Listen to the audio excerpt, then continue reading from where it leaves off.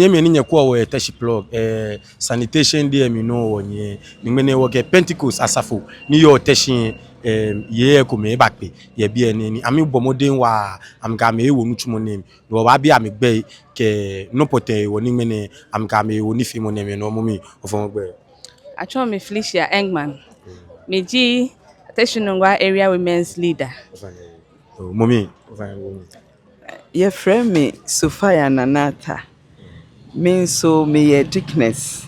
ewo DK Annan immediate past area women's leader momi no ye shiba mi mene Pentecost bi o ba na age nuchumo na atwu ye bi ene nyegenye ewo mi ojogba ni age ni nye ya so mo we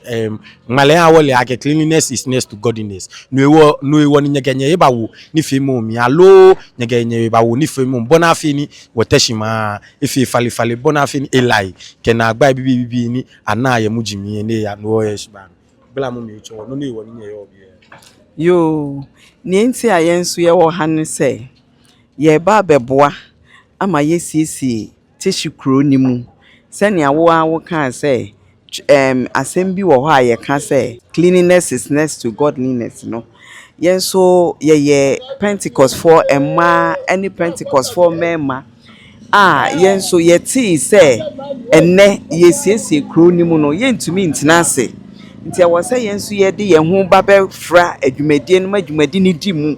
na ye bomodin na ye boaboa ye ho esisi oman ni mu na oman no mu eye fine because we are all involved in keeping Ghana clean.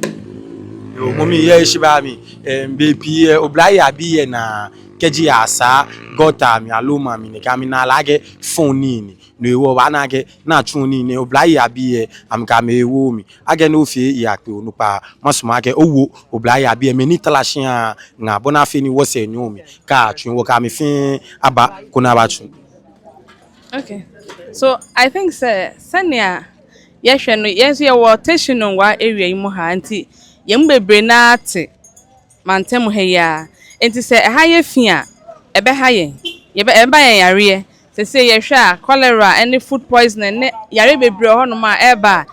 wo yen aye ahunidie ho enti se yetimi siesie ye ho na se ye ma ye mantem ye fefefa enye obi na ye ama no ye ama ye aye ho ebe ma ye nya mesom aye som no so emu atimi SCP ko wa ahoden a na betimi atena ase asom erade enti na ye so ye asori ye ba moden se ye te se enne cleaning day beba so no ye de ye ho gimu esan se ho hia ye na ho hia oman ni nyina so Mumi ukasa dia platform no pa ni se ya mama wa no omo fi se yi gota mo a fimo mu nti omo form mu nhyem nti ye pese why openi de untu omo fu na next month ye ya na omo nyina omo form mu be hyem afi nso omo titifie omo didi wi a na omo atu atwene keke no na omo nso untu omo fu pa mai Yo ye da se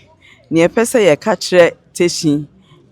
oman no ene mmaba ewo mu ene mrante wa nyina ewo mu ni se omummo modern ni se kro no omu bedi mu ni yesiesie hai na nka ye hwe kwan se mmaba wa ne mrante wa ni nyina bepue na wode won ho agim ama ye nyina ye adwuma no ye ne ye hu se ne adwuma ne te no eno na betu yemfo ama se ye kita bibi a yemfa ntoto na wa ma mbehwe se ne adwuma ne te se ne adwuma no the quantum of the work in it ana wo hye wo fi a wo to ade ato street so a emfa wo ho because wanye bi na wo hu se ne ete nti ye betu ye mabunu no for say next month any going forward no month adidi so ni nyina won ti say ye bode ro say yemra ne ye nyina yembebom ensiesie oman ni mu a omumfa anije enne opepa emra emesom na ye nyina yenye na community ni mu no enye fe amayare enne niema emmoa nipadua no ehun sunsanso ama meka yin yo nti ye be da mo asipa we ye teshi plug so na mo we enche bia ye be ba mo asori nu so na ye ni mo abeso nti nyankopon hya ye ni mu nyina